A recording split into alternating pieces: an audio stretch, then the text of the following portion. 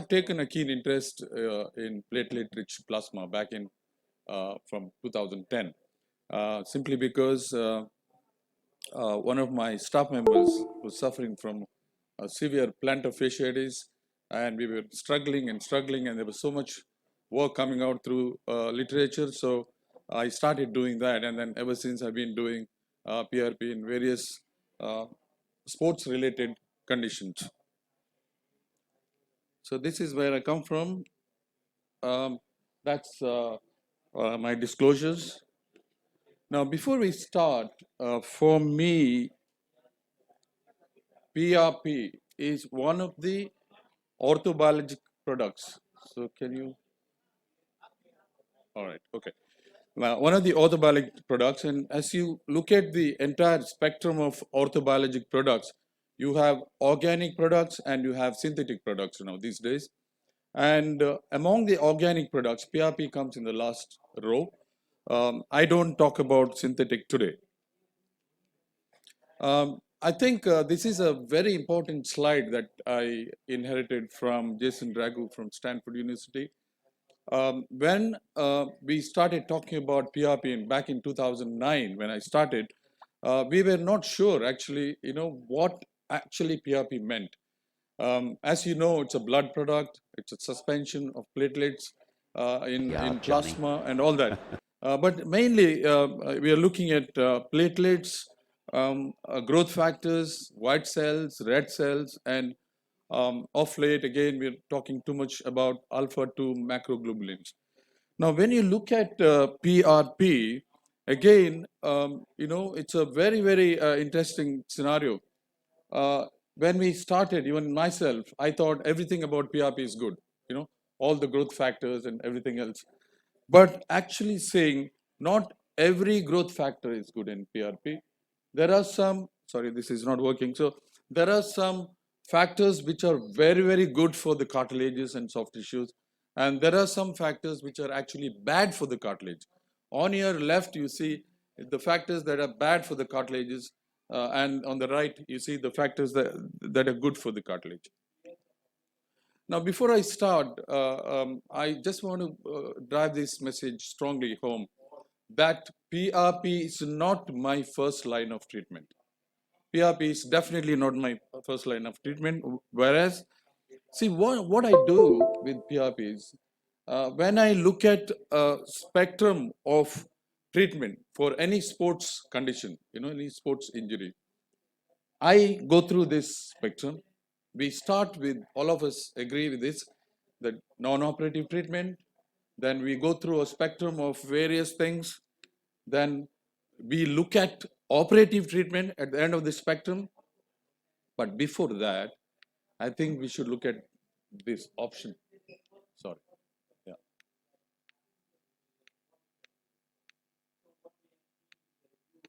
That's where the PRP come in for majority of the sports injuries, which I will touch on just now. Now, again, this is a very controversial topic, classification of PRP products. Broadly, I just want to keep this lecture as simple as possible. Broadly speaking, for me, in clinical practice, I'm very, very clear in what I'm saying. In clinical practice, there are only two types. There is this PRP product, which is rich in WBCs, and there is this PRP product which is poor in white cells. And it's very, very important classification, and I'll tell you why in a minute. So when we are talking about common sporting injuries, this talk is about use of PRP in sports injuries. So we look at major sporting injuries, ankle sprain being the commonest. 15 to 20% of all sporting injuries come from ankle sprain. Then you have the patellar tendinopathy, Achilles tendinopathy, rotator cuff, plantar fasciitis, tennis elbow. Early OA, we may not like to use the word osteoarthritis, but it exists, especially stage 1. Adverse events, these are the conditions that we will be primarily looking at. I'm not going to touch on the use of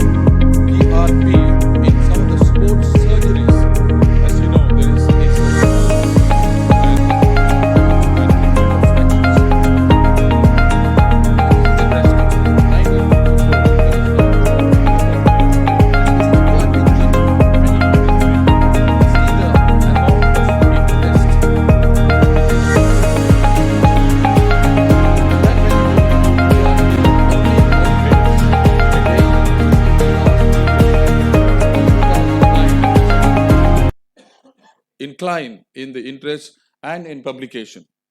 Then you go into PRP in sports medicine alone, and you see the interest again in PRP. So when we look at the ankle sprain, I want to look at each condition and see whether the literature at the moment as we speak, this is as recent as last month, when you look at these conditions, whether the use of PRP supports or whether there's any evidence for ankle sprain. Now, if you really look at ankle sprain alone, I will talk to you about my personal experience later, but this is evidence in the literature. There is no clear evidence on PRP yet. When you look at the patellar tendinopathy, I found two papers here. One is Jason Dragu from Stanford, and the other one is 2013. And again, for patellar tendinopathy, these are comparative studies, not not strong support for use of PRP in patellar tendinopathy. Achilles tendinopathy, again, there is no best evidence, but again, everything depends on what we call eminence-based medicine later on as you go on with your practice. I don't think there is any evidence again for rotator cuff, but there is some debate about rotator cuff. And there are some people who strongly believe in injecting PRP with the use of an ultrasound. Why? Because when you do an injection into a subacromial space, you're just using a space. You're not actually targeting the rotator cuff alone. So there is some debate about this. And again, if you want to ask me what does the literature say, there is no strong level 1 evidence on rotator cuff, but I've used it on some patients in my practice. Again, going back to that slide where you saw a spectrum of treatment, before offering them to undergo surgery, I think it makes sense to do this. I searched the evidence again, literature for rotator cuff. Again, I've just submitted a meta-analysis to one of the international journals recently on rotator cuff based on our experience as well. I personally believe that it should be tried, but again, going by the literature, you don't see any strong evidence. This is my favorite one. You would have seen my publications on plantar fasciitis right from 2013. And when you are, see, I told you that PRP is not my first line of treatment. Please remember that first. I'm not here to promote PRP therapy in sports medicine, but I'm here to tell you about what's happening with PRP at the moment. I am a strong believer for plantar fasciitis. This is my personal experience as well as if you see the evidence again.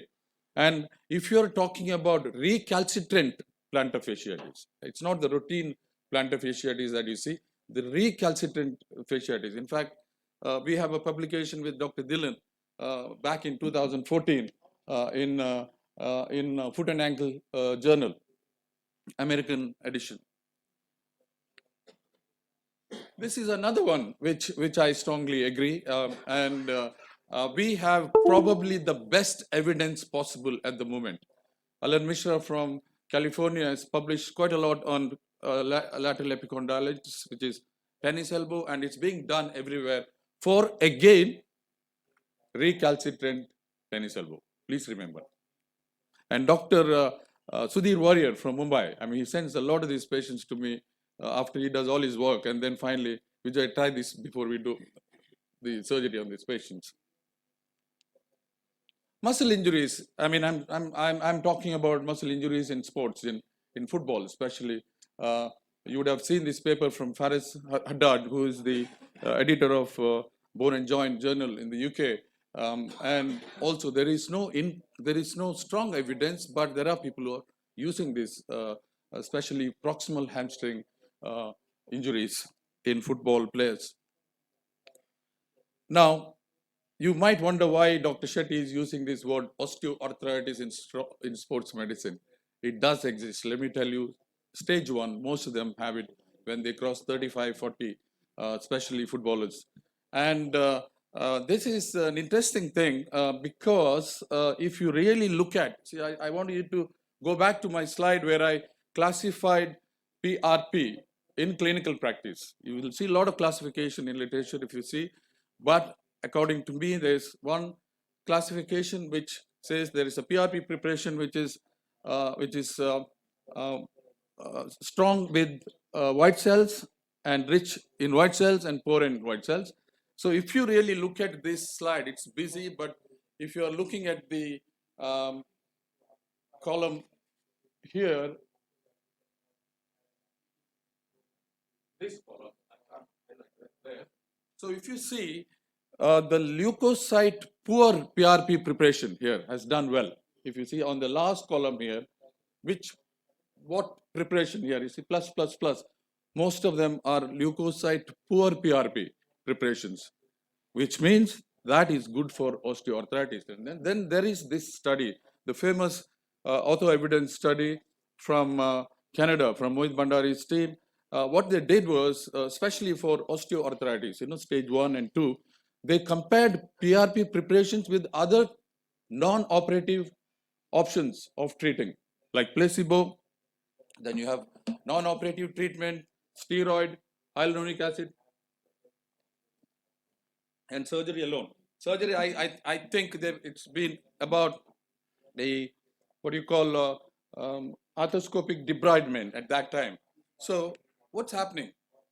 If you see the last column here, at 12 months, PRP has done well for stage 1 osteoarthritis. Look at this. And again, you see the last column here, just around there, LP-PRP, looking at this paper, superior performance. So the strong message here is, if you have to do a PRP on a stage 1 or 2, rarely in sports, it has to be leukocyte poor PRP. I'm aware of the study from Chandigarh some time back from Sandeep Patel, but this is what the current evidence is.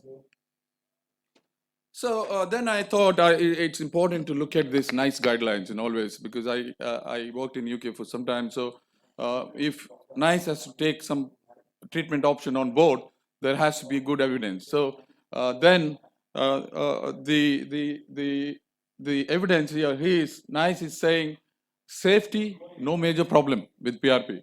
Efficacy, limited in quality. Recommendation, to be used with fully informed consent. This is a very, very strong message. So in the end, if you ask me if it's tennis elbow, yes, yes, yes. If it's early osteoarthritis of the knee, stage 1, yes, yes. There is high quality evidence. Patellar tendinopathy, plantar fasciitis, and rotator cuff. You have to sit with the patient and tell them, look, if this doesn't work, you may need surgery. And if the patient says, are you playing with me? Then you say, this is what it is about. In the clinical practice, it's a different scenario.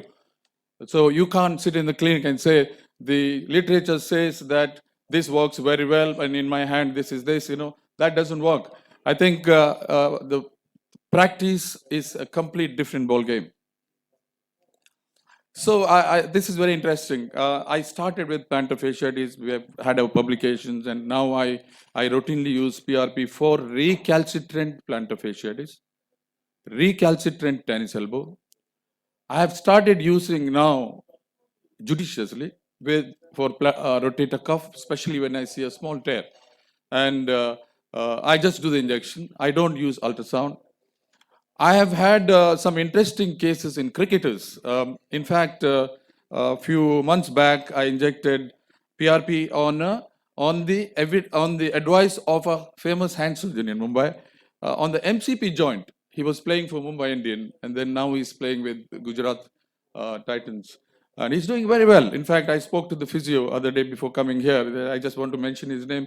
He said, no problem.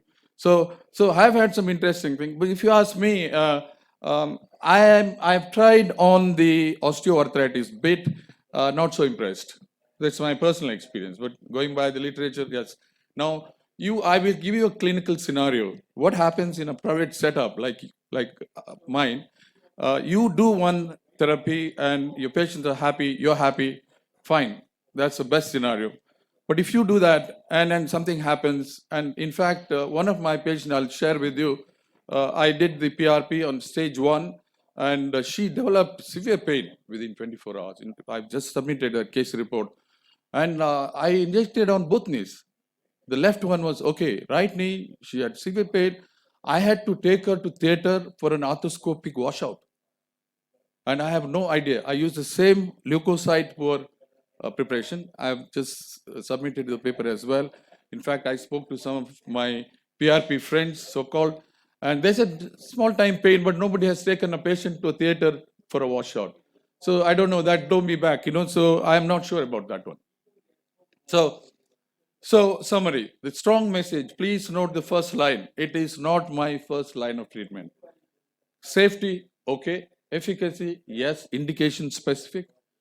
Use with informed consent. It's a small injection. It's not a high-tech, robotic science. It's an injection. Everybody can do it, but you will have to actually spend half an hour, 45 minutes with the patient to explain to them what's happening. And it has to be an educated patient who can understand what you're saying. And why you're doing it? Because you want to do it because it's safe. And that's the point. And you want to avoid an operation if it's all possible. So leukocyte-rich PRP is preferred for tendons and soft tissue problems. If I'm doing it on a tennis elbow, it'll be a leukocyte-rich PRP. If I'm doing it on a knee joint or a MCP joint or wherever, it'll be a leukocyte-poor PRP. Thank you very much for your attention.